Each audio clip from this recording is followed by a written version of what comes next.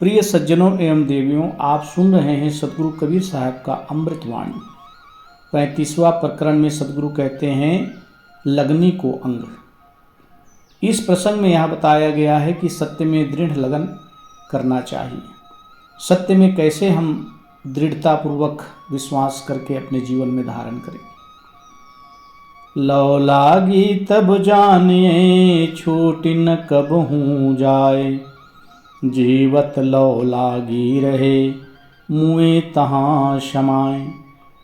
सदगुरु कबीर साहब कहते हैं कि अपने इष्ट गुरुदेव में दृढ़ विश्वास रखो, ऐसा प्रेम करो जिससे कभी छूट ना जाए और कभी छूटे ना। ऐसा सदगुरु में अपने इष्ट देव में जब प्रीति होती है तब समझ लो कि संसार से हम मुक्त हो जाएंगे। साहब कहते हैं जीवन पर्यंत इष्ट में प्रेम लगा रहे और शरीर छोड़ते समय इष्ट के प्रेम में ही शरीर छोड़े, फिर अंततः उसी में स्थित हो जाएगा।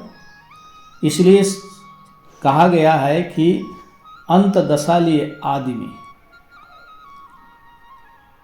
अर्थात जो हम जीवन में जो कर्म करते हैं, जीवन में जो कमाई करते हैं, अंत में उसी का संस्कार हमारे मन में बना रहता है।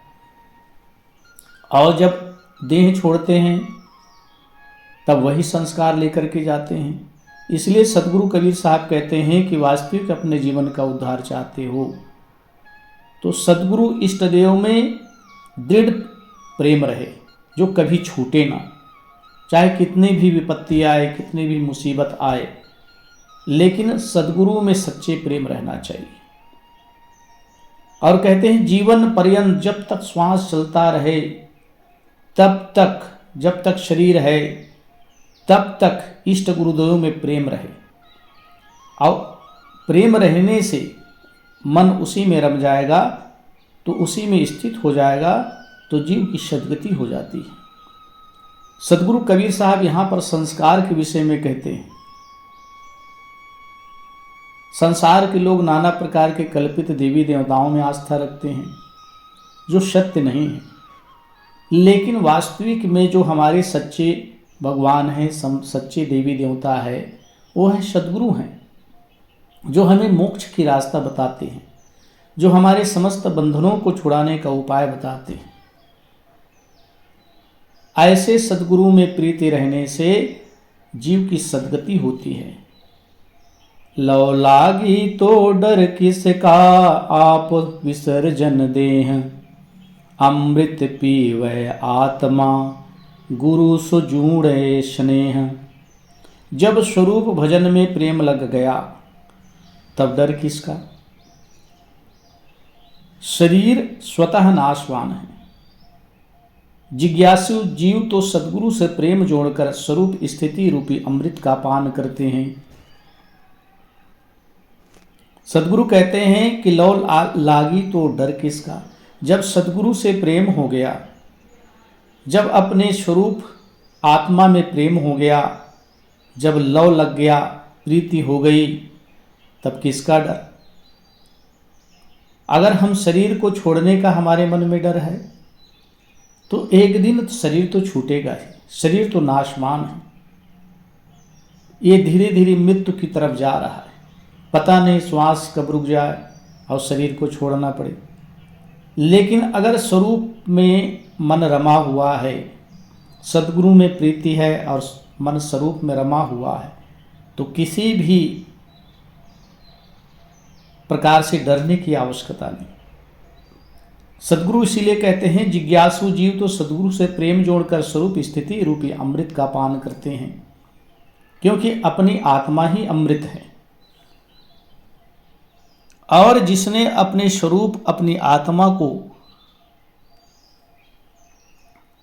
जान लिया और उस आत्मा में स्थित हो गया तो किसका डर।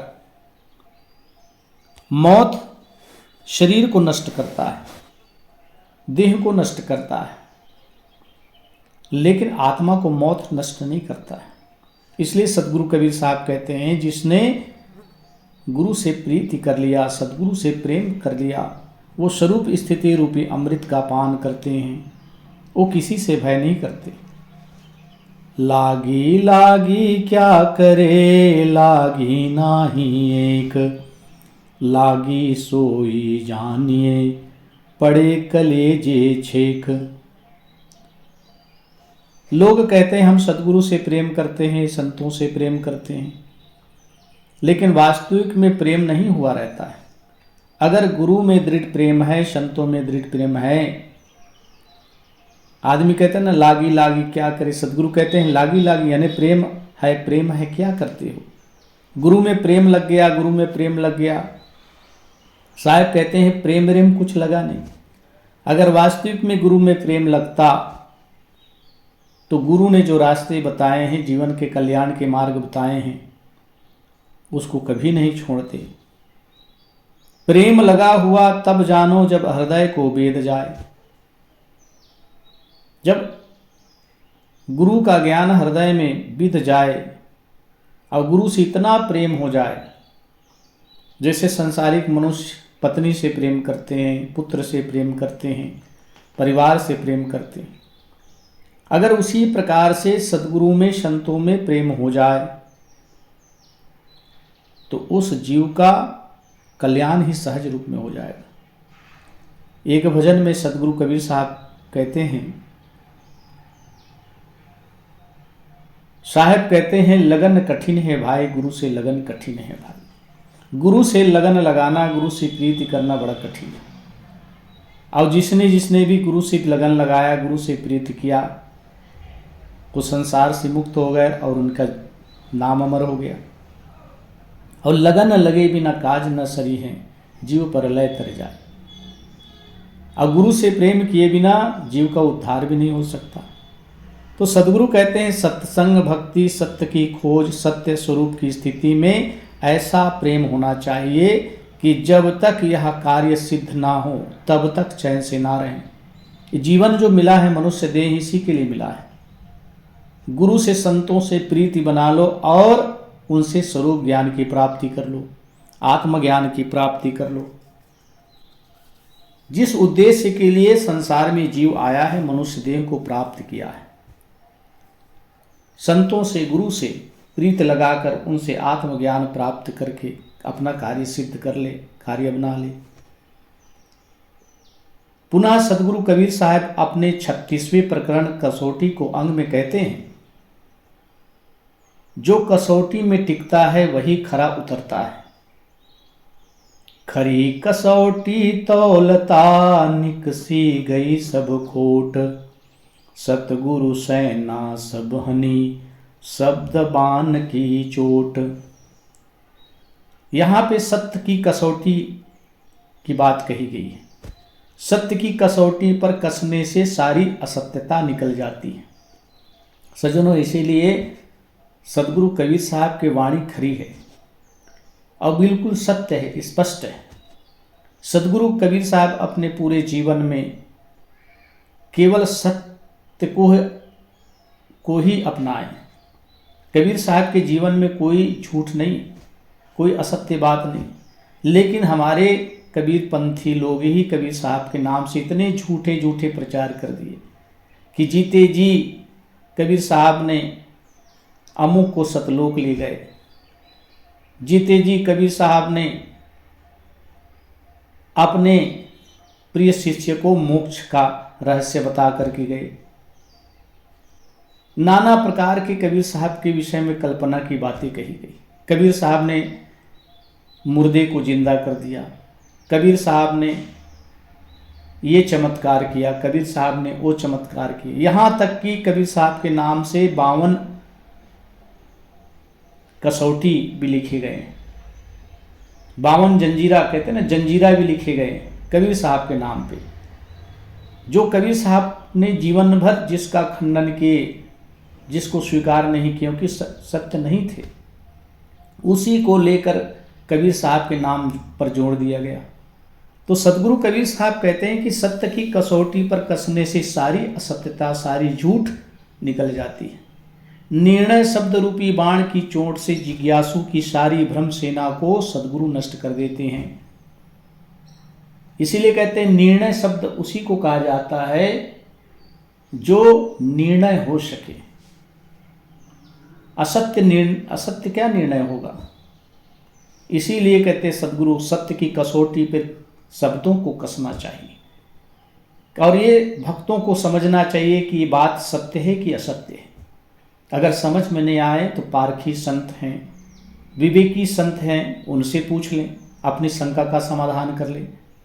यूं ही ऐसे जो है सुन करके शब्द को पढ़कर नहीं मान लेना चाहिए, शब्दों की परख आनी चाहिए। यही बात सदगुरु कहते हैं, सत्य की कसौटी पर कसने से सारी असत्यता, सारी झूठ निकल जाती है। हीरा पाया पारखी घन मादिन्हा आन, चोट सही फूटा नहीं तब पाई पहचान। पारखी विवेकी स्वरूप ज्ञान रूपी हीरा को पाए और उसको लाकर तर्क रूपी घन से कसे। तर्क की चोट सहकर भी वह हीरा नहीं कटा, तब परखने में आ गया कि यह वास्तविक में सच्चा हीरा है। साहब हीरे की उदाहरण देते हैं, जिस प्रकार से किसी पारखी को, हीरे की पारखी को हीरा मिल गया, लेकिन हीरे की परख कैसे करेगा। तो कहते हैं कि घन की चोट मार करके, जब वह हीरा घन की चोट से ना टूटे ना फूटे तो समझ लो यही सच्चा हीरा। उसी प्रकार से साहब कहते हैं, जो पारखी विवेकी संत महापुरुष हैं, स्वरूप ज्ञान रूपी हीरा को पा लिए, स्वरूप ज्ञान रूपी हीरा उनको मिल गया, तो उसको कसौटी पर कसते हैं, उसको लाकर तर्क रूपी घन से उसको कसते हैं और तर्क की चोट सहकर भी वह नहीं कटा, वह झूठा नहीं ठहराया। तब परखने में आ गया कि वास्तविक में यही सच्चा ज्ञान है। सोने रूपी दाह दये उत्तम मेरी जात, बनही में की घूंघची तोले हमरे साथ। सच्चे सोने और चांदी को आग में डालने से उसने बता दिया कि मेरी जात उत्तम है। सोने के जितना भी आग में तपाओ वह चमकते चला जाता है, उनकी चमक दुगनी हो जाती है। उसी प्रकार से चांदी को भी आग में तपाने से उसकी चमक निखरती जाती है। तो साहब कहते हैं, जिस प्रकार से सोने और चांदी को आग में डालने से उसने अपनी जाति बता दी कि भी हम उत्तम जाति के हैं, परंतु जो अज्ञानवश वन में पड़ी हुई घुंघची लाकर उसके साथ मेरी तुलना की, यही ठीक नहीं किया। सदगुरु कबीर साहब यहाँ पर घुंघची और सोने चांदी की बात कहते हुए कहते हैं कि सोने चांदी आग में जलाने पर वह उत्तम जाति के ये साबित तो कर दिया, लेकिन उसकी तुलना, उसकी कसौटी घुंघची, जंगल में रहने वाले पाए जाने वाले घुंघची से लाकर किया, ये ठीक नहीं किया। तौल बराबर घुंघची मोल बराबर नाही, मेरा तेरा पटतरा दीजय आगी माही। सोना कहता है, हे घुंघची, तौल में तू भले ही मेरे बराबर हो सकती है, परंतु मूल्य में तू मेरे बराबर नहीं कर सकती। मेरी तेरी बराबरी का पोल तब खुलेगा जब दोनों को आग में डालकर तपाया जाएगा। सदगुरु कबीर साहब यहाँ पे सोने का उदाहरण देते हुए कहते हैं, देखो सोना तो निर्जीव है, धातु है, सोना क्या है, लेकिन साहब कहते हैं, सोना कहता है कि हे घुंघची, तू तौल में भले ही मेरे बराबर हो सकता है, परंतु मूल्य में तेरे से मैं कई गुना ज्यादा हूं, मेरा मूल्य बहुत ज्यादा है। अब मेरी तेरी बराबरी का पुल तब खुलेगा जब दोनों को आग में तपाया जाएगा, क्योंकि आग में तपाने से मेरा रूप और निखर जाता है और तेरा रूप जल के राख हो जाता है। तो सच्चे मनुष्य तथा कच्चे मनुष्य, सच्चे साधु और कच्चे साधु वेश में भले बराबर हो जाए। यहां पर तुलना किया गया है सच्चे साधु और कच्चे साधु की। कच्चे साधु भी सफेद वस्त्र धारण करते हैं, तो सच्चे मनुष्य सच्चे साधु में क्या अंतर है और कच्चे मनुष्य और कच्चे साधु में क्या अंतर है। तो सदगुरु कहते हैं वेश में भले बराबर हो जाएं परंतु वास्तविकता में दोनों में बड़ा अंतर हो। सच्चे की कसौटी में ठहरेंगे और कच्चे कसौटी में नहीं ठहर सकते। इसीलिए संतों की, साधुओं की भी परख करनी चाहिए कि केवल ये भेष बनाकर घूम रहे हैं, पक्के साधु हैं, कच्चे साधु हैं। उनकी वाणी से, उनकी रहनी से, उनकी बातों से ये परख में आ जाता है। इसलिए सदगुरु कबीर साहब सोने और घुंघची की बात कहते हुए कहते हैं कि सच्चे साधु परखने में खरा होता है और कच्चे साधु परखने में ढीला पोला होता है। कांच कथीर अधीर नर तिन्हि न उपजय प्रेम, कहें कबीर कसनी सहे कह हीरा कह हेम। कांचे कंकड़ के समान हृदय के कठोर एवं नीरस तथा धैर्यहीन मनुष्य के हृदय में कल्याण के लिए प्रेम नहीं उत्पन्न होता। सदगुरु कबीर साहब कहते हैं कि कसनी तो हीरा सहता है या सोना सहता है, सच्चे लोग ही सत्य की कसौटी में ठहर सकते हैं। जिस प्रकार से कच्चे कंकड़ पत्थर को घन में ठोकने से, घन में मारने से वो चूर चूर हो जाते हैं, उसी प्रकार से जो कच्चे मनुष्य होते हैं, कच्चे साधु होते हैं, तर्क की कसौटी में वो चूर चूर हो जाते हैं। वो तर्क की कसौटी में ठहरते नहीं। इसलिए सदगुरु कहते हैं कि कांचे कंकड़ के समान हृदय के कठोर एवं नीरस तथा धैर्यहीन मनुष्य के हृदय में कल्याण के लिए प्रेम नहीं उत्पन्न होता। अपने कल्याण के लिए उसके दिल में जरा भी प्रेम नहीं रहता है, न उसके में धैर्य रहता है और न किसी प्रकार से ज्ञान रहता है। इसलिए सदगुरु कबीर साहब कहते हैं कि ऐसे लोगों को कसना चाहिए और सच्चे साधु संत तर्क की कसौटी में वो सच्चे निकलते हैं। तो इस प्रकार से सदगुरु हमें जो है समझाते हैं, कसौटी की बात कहते हैं कि अपने जीवन के कल्याण के लिए इस संसार में, क्योंकि अनेक भ्रम हैं, अनेक भ्रांतियां हैं और जितने ज़्यादा पॉपुलेशन बढ़ रहा है, जितनी संख्या बढ़ रही है, उतने ज़्यादा अंधविश्वास भी बढ़ रहे हैं और लोग जो है अंधविश्वास में जल्दी फंस जाते हैं, अंधविश्वास में जल्दी पड़ जाते हैं, सत्य की उनको परख नहीं हो पाती है। इसीलिए सज्जनों खूब सत्संग कीजिए, क्योंकि सत्संग से विवेक जागृत होता है और विवेक से सत्य और असत्य की कसौटी होती है। इसलिए खूब सत्संग करना चाहिए और अपने बुद्धि को भी उसमें लगाना चाहिए कि सामने वाला जो है क्या कह रहा है। कितने लोग ऐसे हैं कि शास्त्रों का उदाहरण देते हैं, पुराणों का उदाहरण देते हैं, जैसे पंडित लोग शास्त्रों में ये लिखा है, पुराणों में ये लिखा, उसी प्रकार से हर एक मत पंथ में है। कबीर पंथ में भी है, बुद्ध पंथ में भी है, ईसा में भी है, ईसाइयों में भी, मुसलमानों में भी हो, तो जैनियों में, सब में लिखा।